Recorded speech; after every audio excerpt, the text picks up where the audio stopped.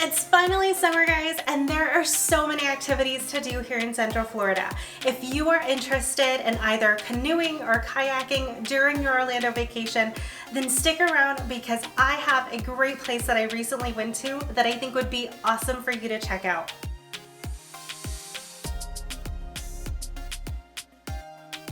Hey Florida travelers, if you're looking for things to do to add to your Florida vacation, then you found the right channel. My name is Krista and I travel all across the state of Florida to find awesome adventures for you to add during your Florida vacation. If this is your first time here, don't forget to subscribe to get weekly ideas on what to do here in the Sunshine State. It's summer, guys, and it's time to go out and enjoy the sunshine. If you're looking for a great outdoor activity to do during your Florida vacation, then there are a ton of options, from hiking through a number of our natural reserves and also visiting one of our beautiful springs. If you're thinking of visiting one of the many springs here in Central Florida, one of the best ways to see it is by either canoeing or kayaking. There are several places to launch a kayak and it really depends on what you're interested in seeing. I'll definitely be exploring a lot of the other options in future episodes, but if you've ever canoed or kayaked in Central Florida and you have a place that you think is awesome, don't forget to let me know in the comments below. As a local, one of my favorite places to visit is the Wekiva River and Rock Springs Run system. The Wekiva River and Rock Springs Run are one of the few remaining near pristine natural spring systems in Central Florida, and it is also a major contributor to St. Johns River, which is one of the longest rivers in the state of Florida.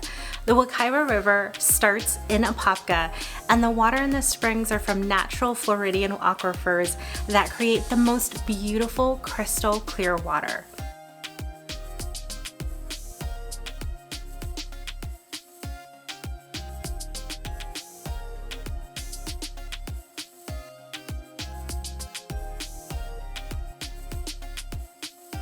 We chose to launch from King's Landing in Apopka. It's located about 45 minutes north of Orlando near Kelly Park, which, by the way, if you did not know, is a natural lazy river that you can float down, but we'll explore that in another episode. We arrived at King's Landing on Saturday morning during the Memorial Day weekend, so to say they were busy would be a complete understatement.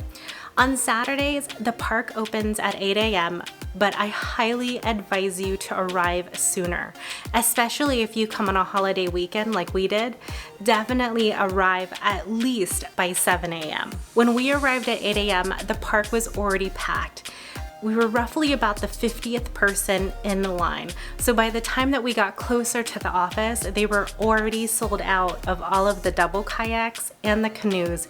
And we were extremely lucky to be able to snag a couple of the single kayaks when we finally got up there. If they do run out of everything, the only option that you have is to wait for somebody to return. This wait can be anything between 1 to 2 hours long, depending on what time you get there. You do have to launch your boat by 11 a.m. So if nobody returns or you don't get a boat by 11 a.m., then you'll have to return on another day. If you do have your own kayak, you will be able to launch it at King's Landing for $10 per person or $5 for anyone under 12 years old. If you would like to rent a canoe or kayak, there are a couple of options. If you would like to kayak the entire way through Wekiva River, you can purchase the River Run Adventure, which is $50 for a 2 or 3-seater canoe, $50 for a 1-person kayak, or $60 for a 2-person kayak.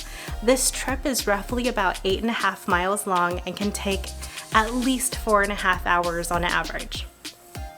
The price does include a boat, the paddles, a flotation device, and a shuttle back to the marina. When we arrived, the only option that we did have was to do the canoe and swim pass option, which if you don't have a lot of time, might be a really great option for you.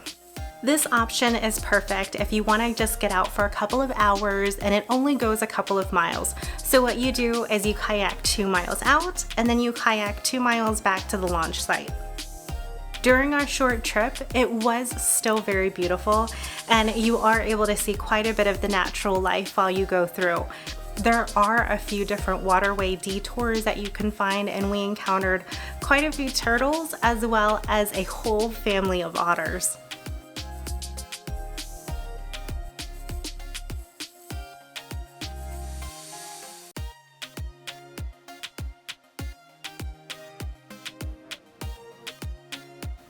We were double lucky that day because we also had the most amazing day. There were a lot of people out on the water. As you get further down the river, the crowd does thin out and we easily found ourselves alone for quite a bit of the journey.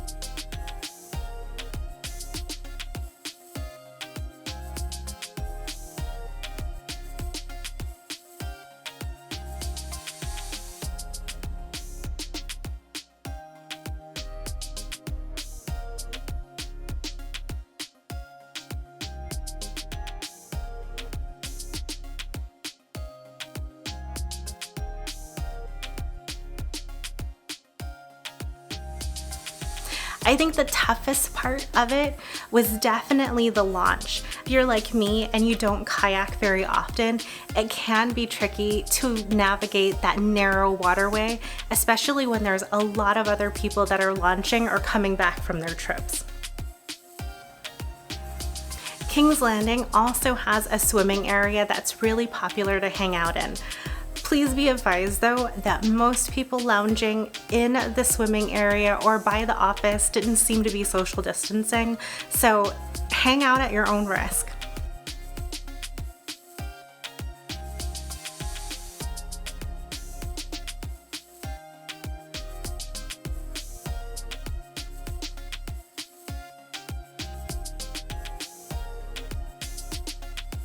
The office does only allow a couple of parties in at one time, so if you're waiting in line, the crowd can get a little too close for comfort at times.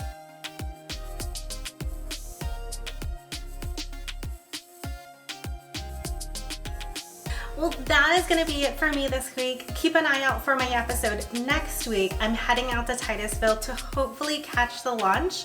We tried to go yesterday, but as you already know, we were not able to take off because of the weather. So fingers crossed that we have an excellent window on Saturday to be able to see it this weekend. If you found this information helpful today, don't forget to hit the like button. It really does help my channel. It'll allow me to be seen by more families like yourself that are perhaps looking to plan their Florida vacation.